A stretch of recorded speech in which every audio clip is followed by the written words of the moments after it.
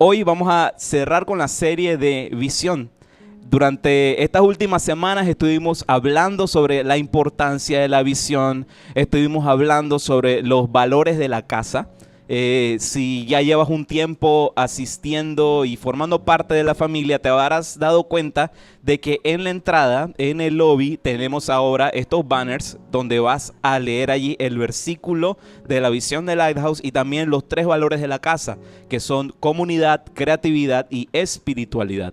Durante las últimas semanas hemos estado hablando acerca de estos valores también, de la importancia de la visión, y hoy vamos a cerrar entonces con el último de los 3 pilares de la casa. Pero antes de comenzar, quiero leerte rápidamente este versículo que encontrarás en Hebreos capítulo 1, verso 3, y dice de la siguiente manera. Si tienes contigo tu Biblia digital, ahí el app de YouVersion, o si la tienes en físico, siempre les animo a que tengan la palabra abierta. ¿Saben por qué? Porque si de repente se va el Wi-Fi y se va esto, por lo menos lo pueden leer allí en sus manos. Así que pero todo está bien, Jadiel, ¿verdad? Todo está fino, excelente, gloria a Dios. Seguimos adelante. Entonces, Hebreos capítulo 1, verso 3 dice de la siguiente manera: el Hijo irradia la gloria de Dios y expresa el carácter mismo de Dios y sostiene todo con el gran poder de su palabra. Después de habernos limpiado de nuestros pecados, se sentó en el lugar de honor a la derecha del majestuoso Dios en el cielo. Hoy vamos a estar hablando del tercer pilar de la casa, el tercer valor de la casa, y es el valor de la espiritualidad. Y antes de comenzar, ¿qué les parece si oramos? Oramos un momentito. Padre Dios, gracias te damos por este hermoso tiempo esta mañana. Gracias te damos por el aliento de vida, Señor, por la oportunidad de estar nuevamente delante de tu presencia. Te pedimos en el nombre de Jesús que tomes control de este ambiente, Señor, de esta sala, de esta cuadra, de este lugar, de nuestros corazones. Que ninguna distracción, Padre, nos robe aquella bendición que tienes preparada para depositar en los corazones de cada uno. Toma control de la parte técnica, toma control también, Señor, de nuestro entendimiento para que este sea tierra fértil en el cual tu palabra será sembrada.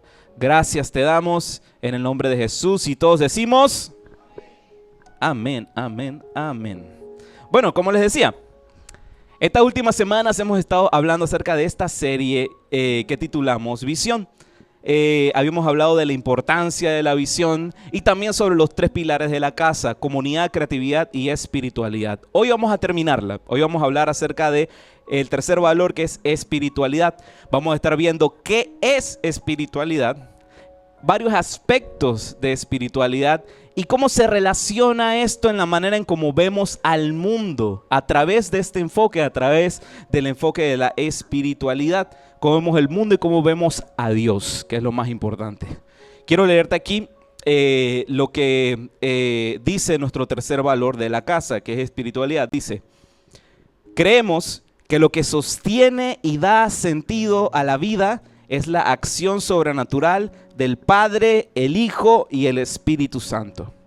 A mí me encanta decir lo siguiente: los otros 2 valores anteriores, que es comunidad y creatividad, no serían nada si no tuviéramos esta razón.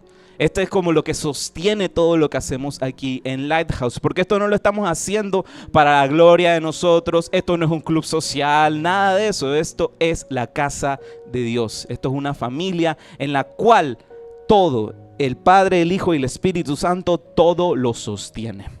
Entonces, vamos a definir qué es espiritualidad, o en otro sentido, qué es ser espiritual. ¿Qué es ser espiritual? Y podemos definirlo de esta manera: espiritualidad es la forma en la que vemos, vivimos y actuamos a través del Espíritu. Lo repito nuevamente: espiritualidad es la forma en la que vemos, vivimos y actuamos a través del Espíritu. Y me encanta de la manera como lo dice Pablo. Él es súper claro aquí en 1 Corintios capítulo 2, versos del 13 al 14. Dice: Pero los que no son espirituales no pueden recibir esas verdades de parte del Espíritu de Dios. Todo les suena ridículo y no pueden entenderlo, porque solo los que son espirituales pueden entender lo que el Espíritu quiere decir. Les decimos estas cosas sin emplear palabras que provienen de la sabiduría humana. En cambio, hablamos con palabras que el Espíritu nos da, usando las palabras del Espíritu para explicar las verdades espirituales. Pablo lo explica de una manera directa y sencilla. No podemos entender lo espiritual a través de nuestra óptica natural. Es algo que termina pues llevándonos al campo de lo desconocido, de lo que no hemos experimentado aún. La palabra espiritual viene de, aquí en 1 Corintios, cuando se utiliza la palabra espiritual o el espíritu, viene de la raíz griega neumáticos, así como está escrito, neumáticos. Es como familiar esa palabra, ¿verdad? Neumáticos. Caramba, ya te me adelantaste al chiste, pero bueno, el chiste era lo siguiente. Gracias, Adiel, por adelantarte al chiste. Bueno, el chiste era lo siguiente. Ya saben, cuando los comienzan a molestar, de que, oye, te ves un poquito más gordito, tienes un par de llantitas, tienes un par de neumáticos. Sí, es porque soy más espiritual. Así que ya saben. Bueno, gracias, Adiel. Un aplauso a Adiel, que me dañó el chiste. Bueno, viene la palabra neumáticos. ¿Y qué quiere decir? Sáltate la siguiente. Ahí está. Neuma quiere decir soplo o aliento, Y ticos es un sufijo que quiere decir en movimiento, soplo, aliento, en movimiento. Espiritualidad, ¿qué sería entonces? Si tomamos esa raíz, ¿qué sería? Ser espiritual es ser el soplo de Dios en movimiento. Suena raro, ¿verdad? Ya me imagino que ustedes dirán, Dios mío, aquí el pastor se tomó el café estaba medio dañado o algo, porque el pastor nos está diciendo cosas muy locas. Bueno, acompáñenme, tranquilos, vamos a ir viendo esto poco a poco. Suena raro, pero ¿por qué nos cuesta a veces entender estos conceptos? ¿Por qué nos suena raro en nuestra naturaleza? Porque nos cuesta entender esto por cómo nos vemos y cómo vemos a Dios. Cómo nos vemos a nosotros mismos y cómo vemos a Dios. Nos cuesta entender esto porque de la manera como vemos a Dios y nos vemos a nosotros mismos, también es la manera en la que vamos a experimentar nuestra espiritualidad. Te hago una pregunta, y esto es para que te la preguntes a ti mismo. ¿Cómo te relacionas con Dios? ¿Cómo ves a Dios? Vamos a hacer un ejercicio. Cierra los ojos por un momentito.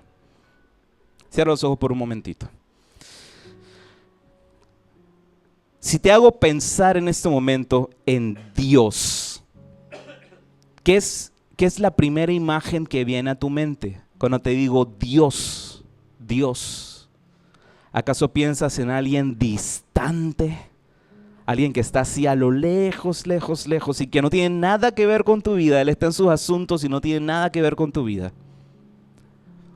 ¿O acaso te estás imaginando a un juez así en una corte enojón, con un martillo, esperando a ver la primera trastada que hagas para entonces sentenciarte a muerte?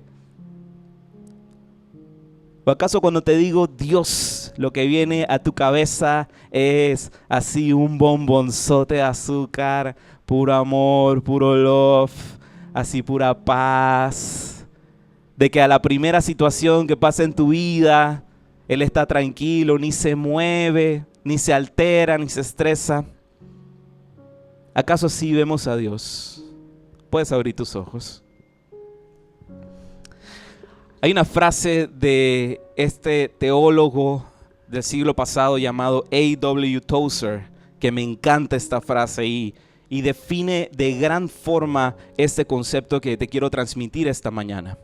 A.W. Tozer decía que lo más importante del ser humano no es lo que dice ni lo que hace, sino lo que cree profundamente en su corazón acerca de Dios. Te lo repito nuevamente, lo más importante del ser humano no es lo que dice ni lo que hace, sino lo que cree profundamente en su corazón acerca de Dios. Espiritualidad es tener una visión clara de quién es Dios y quiénes somos para Él. En una frase resumida sería eso: espiritualidad es tener una visión clara de quién es Dios y quiénes somos para Él. ¿Cómo vemos a Dios? Esa es la pregunta que nos vamos a estar haciendo durante esta mañana. ¿Cómo vemos a Dios? Y esta pregunta la podemos ir contestando desde muy atrás, desde el inicio de los tiempos, desde el comienzo de la creación. Estamos interactuando con esta pregunta: ¿cómo vemos a Dios? ¿Qué es lo que experimentamos cuando tenemos un encuentro con Dios? En el principio de la creación, Adán y Eva, vemos esto retratado. En el principio de la creación, Dios creó cielos, la tierra, el agua, el aire, las plantas, los animales, y en el sexto día Él decide crear al hombre. Decide crear al hombre, y del hombre sale la mujer, y todo esto es este hermoso baile, este hermoso ejercicio de creatividad. Dios derrocha toda su creatividad en medio de esto, y al momento que decide también crear a la mujer, viene este concepto de que no es bueno que el hombre esté solo. Eso es comunidad. No es bueno que estemos solos, no es bueno que hagamos vida solos. Entonces vemos estos dos principios, la creatividad y la comunidad, conviviendo desde el principio de la creación. Ahora, después de esto entra en escena un personaje, y este es la serpiente. Y la serpiente viene con esta proposición, le dice a Eva: hey, si comes de este árbol, de este fruto, tus ojos serán abiertos y serás como Dios. Tus ojos serán abiertos. Quédate con ese concepto. Tus ojos serán abiertos y serás como Dios. Entonces Adán y Eva, que estaban ahí juntos, comen del árbol y sus ojos son abiertos y se percatan de su desnudez, se percatan de su condición. Y en ese momento sienten una brisa fresca que pasa por el jardín del Edén. Y en eso escuchan de que viene Dios, escuchan los pasos. Se acerca, viene Dios, estamos desnudos, viene Dios, vamos a ocultarnos, viene Dios, ahí viene. Y en ese momento surge una voz diciendo: ¿dónde estaban? Obviamente Dios sabía dónde estaban, es Dios. Pero él pregunta ¿dónde estaban? Y seguido de eso se pronuncian, en mi opinión, las palabras más tristes de toda la escritura. Génesis 3, verso 10. El hombre contestó: te oí caminando por el huerto, así que me escondí. Tuve miedo, porque estaba desnudo. Tuve miedo. Eso fue lo primero que vino al corazón del hombre en esta interacción. Tuve miedo. Vemos más adelante que pasan todos estos acontecimientos en la Biblia, todas estas historias maravillosas en el Antiguo Testamento, y cuando llegamos a empezar a conocer los relatos de los evangelios, los relatos de Jesús, de cómo Jesús vivió su ministerio con sus discípulos, nos encontramos también con una interacción curiosa. Justo después de la alimentación de los 5,000, esto es algo que estuvimos viendo hace un par de semanas cuando vimos acerca de visión.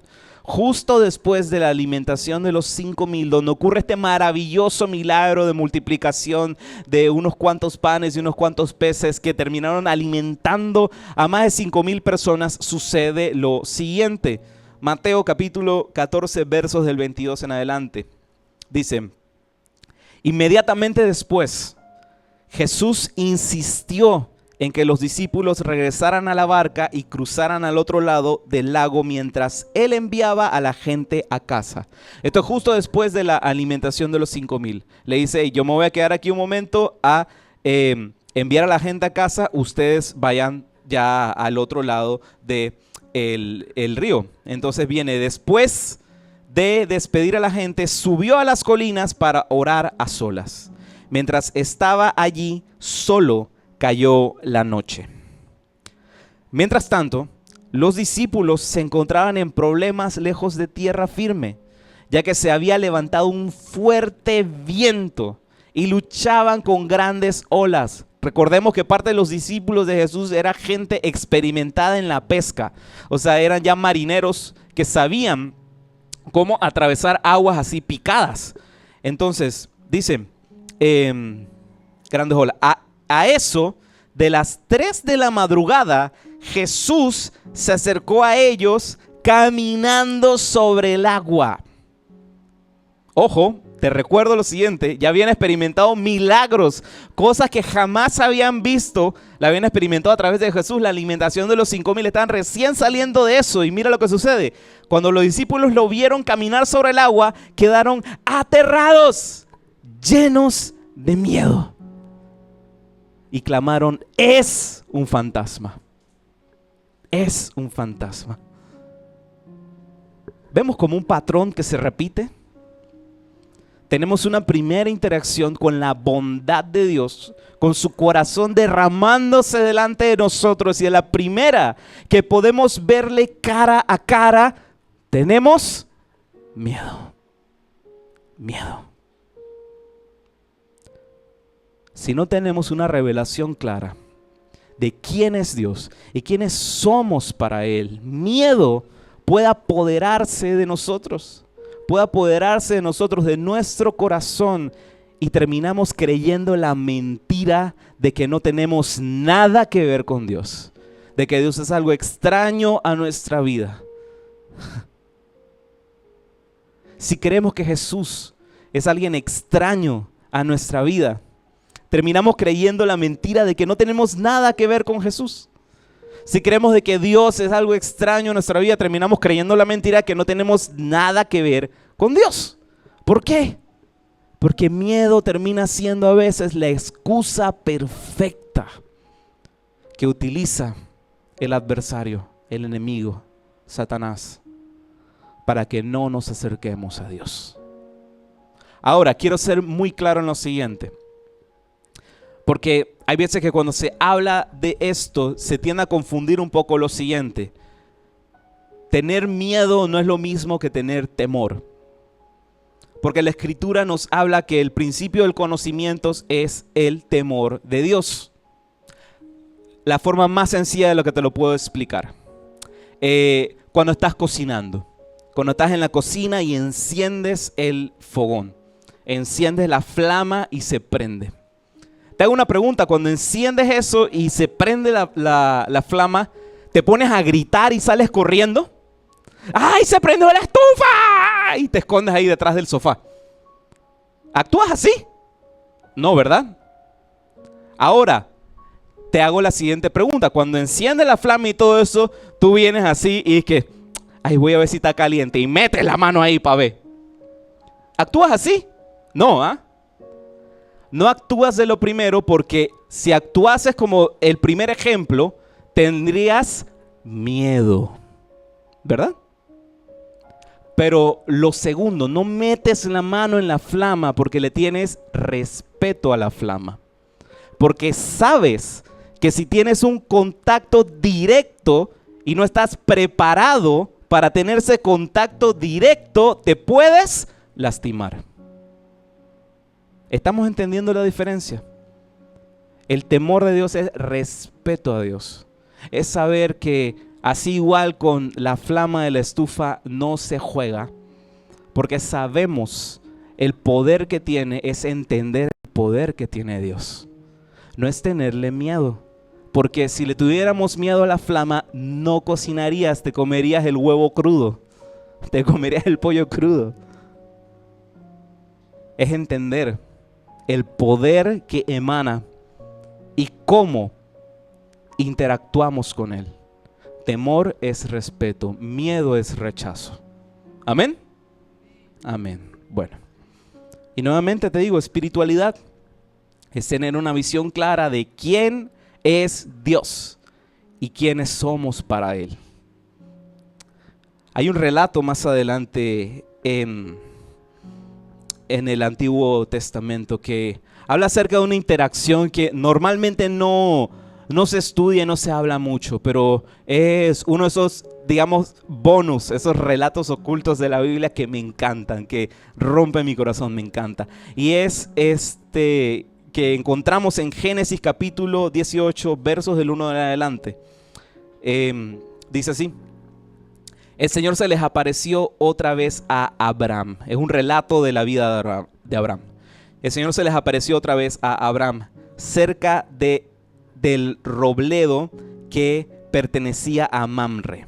Un día, Abraham estaba sentado en la entrada de su carpa a la hora más calurosa del día.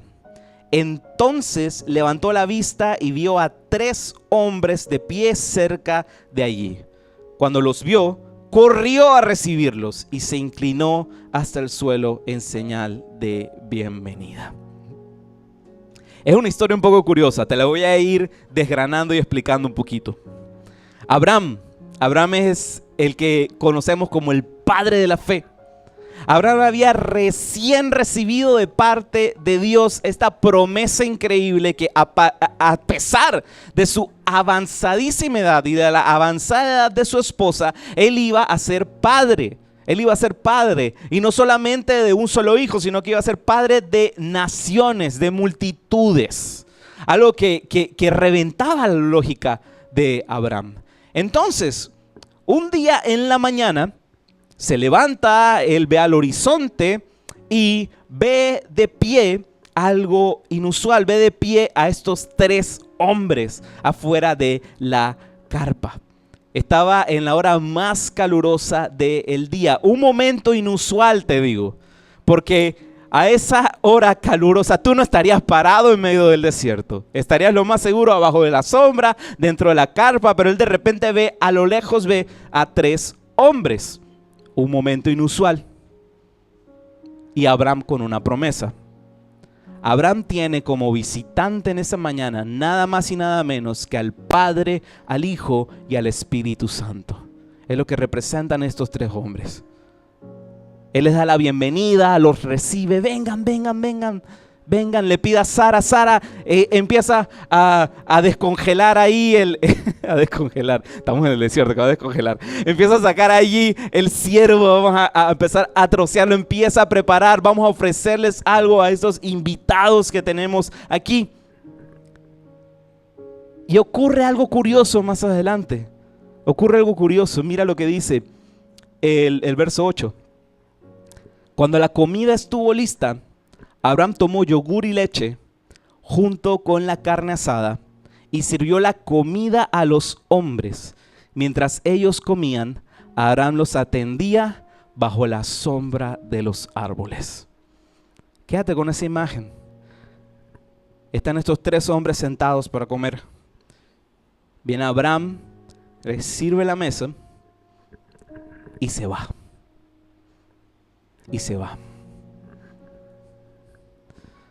Abraham tiene como visita al Padre, al Hijo y al Espíritu Santo dentro de su casa. Y lo que hace es servir la mesa y se va.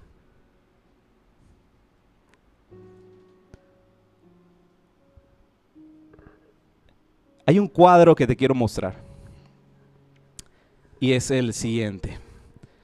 Este cuadro fue pintado por el pintor y religioso ruso llamado Andrei Rublev, considerado como uno de los más grandes iconógrafos de la historia. Y una de sus obras es este cuadro que te estoy mostrando esta mañana. Este cuadro se llama La Trinidad. Y es un cuadro que describe perfectamente lo que está sucediendo en este momento con Abraham. Vemos aquí en la mesa 3 hombres sentados. el Padre, el Hijo y el Espíritu Santo. El Padre, porque aquí vemos que está, bueno, esta es el scan original, ya la pintura está bastante destrozada, pero si te lo puedo ir describiendo, aquí está el Padre, está vestido de unas túnicas doradas, hermosas. Después vemos acá al lado a el Hijo, que es Jesús. La túnica azul habla acerca de la tierra, porque la tierra es cielo y agua. También vemos que tiene una túnica roja, esa es la sangre de Cristo. Vemos que Él tiene así como 2 dedos colocados abajo de la mesa. Eso representa que Él es 100% Dios y 100% hombre, la naturaleza del Hijo de Dios. Y vemos que del lado acá está el Espíritu Santo también. Y es un cuadro hermoso, tiene un montón de detalles. En la parte de arriba podemos ver una edificación, vemos atrás de él un árbol de olivos. O sea, es súper hermoso este cuadro. En internet búscalo, se llama La Trinidad de Andrei Rublev. Pero hay algo curioso en ese cuadro, y no sé si lo estás notando. Hay algo curioso. A pesar de que retrata esta historia, vemos que no está Abraham. Rublev está retratando esta historia por completo, porque tiene hasta los detalles de la carpa en la parte de atrás. Y el árbol donde servía Abraham, donde fue y se colocó a la sombra. Pero por ningún lado lo vemos. Por ningún lado lo vemos. Y esto nos habla de lo siguiente, esta triste realidad que enfrentamos muchos cuando empezamos a acercarnos a conocer más a Dios a través de una imagen distorsionada. Estamos bien con servir a Dios. Estamos bien con cumplir con nuestra cuota, con de vez en cuando estar allí, de vez en cuando entrar a su presencia. Estamos bien con tener momentos breves. Bueno, ya cumplí con mi cuota de Dios de esta semana. Pero nos cuesta realmente convivir con Él. Porque no se trata de visitas breves, se trata de convivencia con Dios.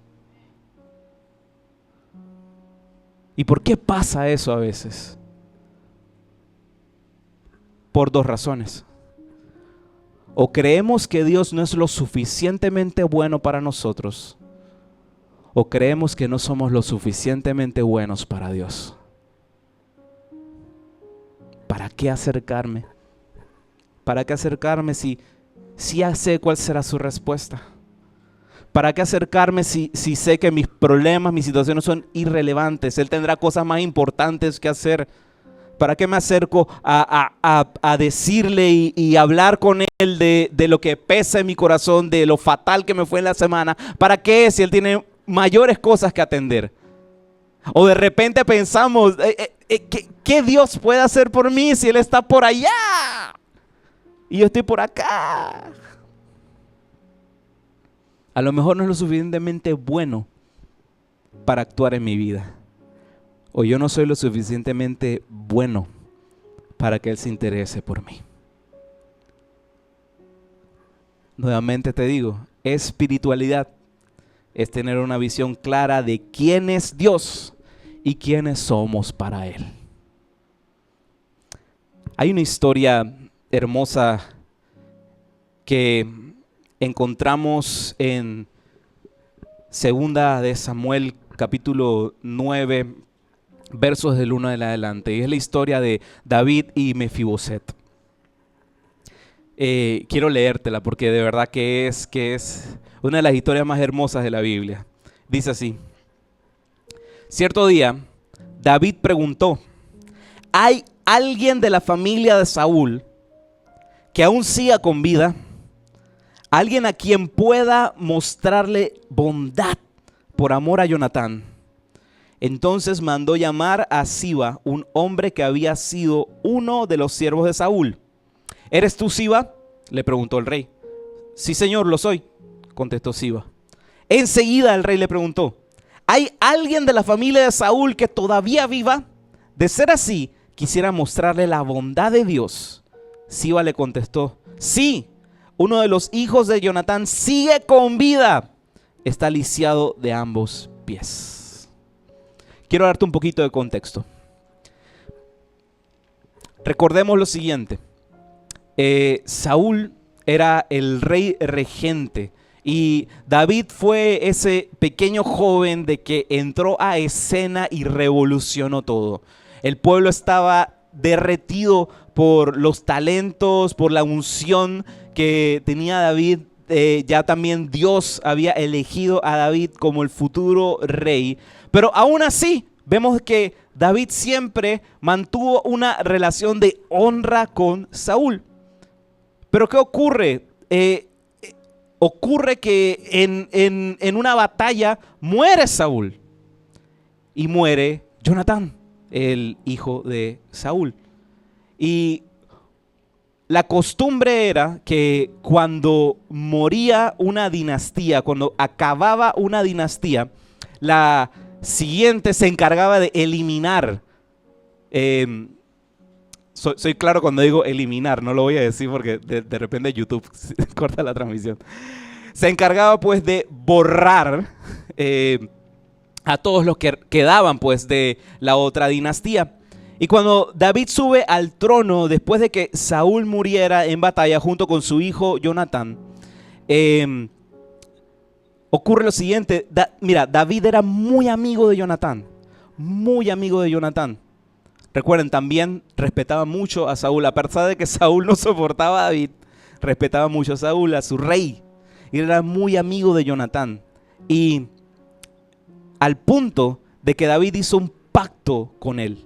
Le prometió a él de que pasase lo que pasase, así sea de que él muriese o que Jonatán muriese, uno se encargaría del bienestar de la familia del otro. Eso es un pacto que ambos hicieron. Y a pesar de que ya habían pasado muchísimos años de la muerte de Jonatán, David vuelve a traer a memoria esa promesa que él hizo.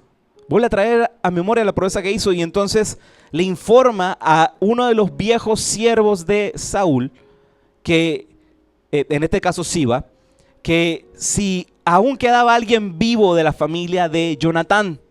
Y viene Siba, entra a escena y le dice: sí, queda todavía vivo su hijo, Mefiboset, queda todavía vivo. Y claro, David no sabía lo que había sucedido en la vida de Mefiboset. Vemos que Mefiboset viene con una condición, estaba lisiado. Y él lo que dice es que le dice: vengan, tráiganmelo. Y el tema de por qué Mefiboset queda lisiado es porque en el momento que se enteran que su papá había muerto, ya saben, murió el papá de este niño, él era todavía bebé, muere el papá de este niño, van a borrar a toda la dinastía, van a matar a todo el mundo, tenemos que huir. Por eso es que David no se entera, no sabe de que todavía quedan vivos sucesores de Jonatán. Entonces, ¿qué termina sucediendo? En ese jaleo, cuando se enteran de que muere Saúl y muere Jonatán, la niñera de Mefiboset sale corriendo con el niño en brazos. En lo que sale corriendo con el niño en brazos ocurre un desastre. Te lo quiero leer, aquí lo encontrarás en 2 de Samuel capítulo 4 verso 4. Dice: Jonatán, hijo de Saúl, tuvo un niño llamado Mefiboset, quien quedó lisiado de niño. Cuando Mefiboset tenía 5 años, llegó la noticia desde Jezreel de que Saúl y Jonatán habían muerto en batalla. Al enterarse, la niñera tomó al niño y huyó. Pero con el apuro se le cayó y quedó lisiado. Vemos que la condición que tenía Mefiboset fue debido a la tragedia que había sucedido. No tenía culpa de lo que le había pasado, pero desde los 5 años de edad sufre este accidente y termina lisiado. Entonces volvamos nuevamente a la interacción de David con Siba. 2 de Samuel capítulo 9, verso 4. ¿Dónde está?, preguntó el rey. En Lodebar, le contestó Siba, en la casa de Maquir, hijo de Amiel. Entonces David mandó a buscar y lo sacó de la casa de Maquir. Su nombre era Mefiboset. Era hijo de Jonatán y nieto de Saúl. Cuando se presentó ante David, se postró hasta el suelo con profundo respeto. David dijo: saludos, Mefiboset. Mefiboset respondió: yo soy su siervo. Pongámonos en un momento en el lugar de Mefiboset. Estabas destinado a vivir en el palacio con todas las comodidades, con todo. Te pasa un accidente que ni siquiera es culpa tuya y terminas lisiado. Lo que abunda en tu corazón es que miedo y vergüenza por la situación en la que te encuentras. Y de repente viene alguien y te dice: oye, te está llamando el rey, te está llamando el rey, ven a la presencia del rey. Y yo me pongo a pensar: Dios mío, lo primero que tuvo que haber venido a la cabeza de Mefiboset es: ¿qué será de mí? ¿Qué será de mí estando delante del rey? ¿Será que pensó: Dios mío, no terminé bien el trabajo, todavía queda ahí uno vivo? ¿Qué será de mí? Toda su vida fue fragmentada y ahora se encontraba delante del rey, el único que tenía la potestad para hacer dos cosas: o restituirlo en su posición o eliminarlo. ¿Cómo se sentía Mefiboset en ese momento? Recuerden, los reyes en ese entonces eran sumamente volubles y podían terminar la vida de alguien así, ¿ve? Me miraste feo, mátalo. Bostezó cuando estaba hablando, mátalo. Y viene y llama a Mefiboset delante de la presencia de David. Y yo me imagino a Mefiboset nervioso, muerto del miedo por dentro. ¿Por qué podía suceder? Pero sabes, si somos lo suficientemente honestos, no nos cuesta tanto ponernos en el lugar de Mefiboset. Todos hemos sido Mefiboset en algún momento de nuestra vida, ¿cierto? Todos nos hemos sentido con miedo, con vergüenza, con temor de lo que pueda suceder. El mismo nombre de Mefiboset significa boca de vergüenza. Y todos, cuando estamos delante del rey, ¿cómo nos acercamos? Agachando la cabeza. Miedo, temor. Es el rey. Él puede promoverte en un segundo como terminar tu vida en un segundo. Y normalmente empezamos a inclinarnos por el segundo lado, ¿verdad? Miedo, vergüenza. Y mira lo que sucede más adelante. Verso 7 dice: no tengas miedo. No tengas miedo, le dijo David. Mi intención es mostrarte mi bondad. Por lo que le prometí a tu padre Jonatán, te daré todas las propiedades que pertenecían a tu abuelo Saúl, y comerás aquí conmigo a la mesa del rey. No tengas miedo. No tengas miedo. Hay un lugar para ti en la mesa del rey. Yo no sé si estás comprendiendo eso en tu corazón, pero lo que Dios te quiere decir en esta mañana es: no tengas miedo. Hay un lugar para ti en la mesa. Hay un lugar para ti en la mesa y tiene tu nombre. La intención de David con Mefiboset no era eliminarlo, no era terminar de desgraciar su vida, no, sino que era mostrarle bondad. Bondad. Era restaurar el lugar que por derecho era suyo, que por derecho era suyo. Un sitio en la mesa del rey. Un sitio en la mesa del rey.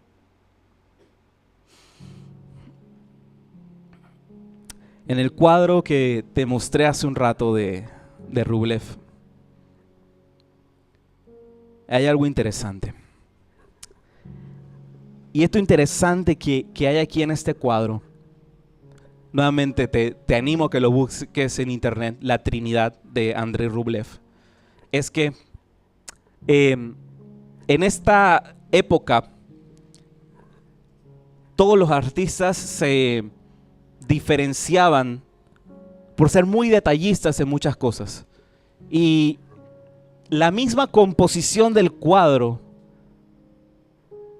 empieza como a dirigir tu mirada hacia un punto. En lo que lo veas por internet, te animo a que lo hagas. Empieza a ver las miradas. Vemos que el Padre está viendo al Hijo, el Hijo está viendo al Padre y el Espíritu Santo está mirando en otra dirección. Hay algo curioso en este cuadro y es este cuadrito que está aquí. Totalmente imperceptible. Uno pensaría que es el diseño del mantel, pero no. Este cuadrito que está aquí. Ahí está. Y los historiadores, cuando analizaron esta obra, se percataron de algo.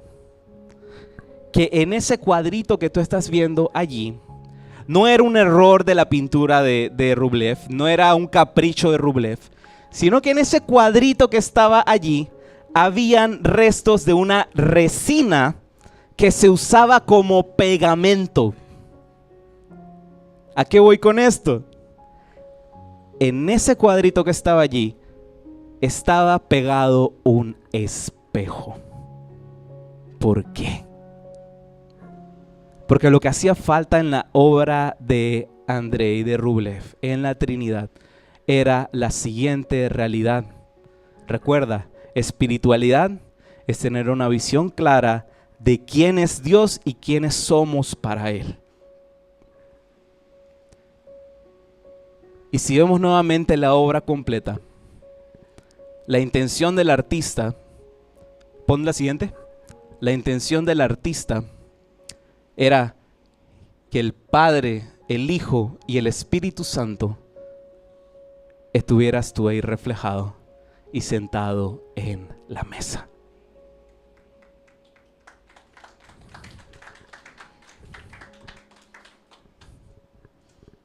Tienes un lugar en la mesa.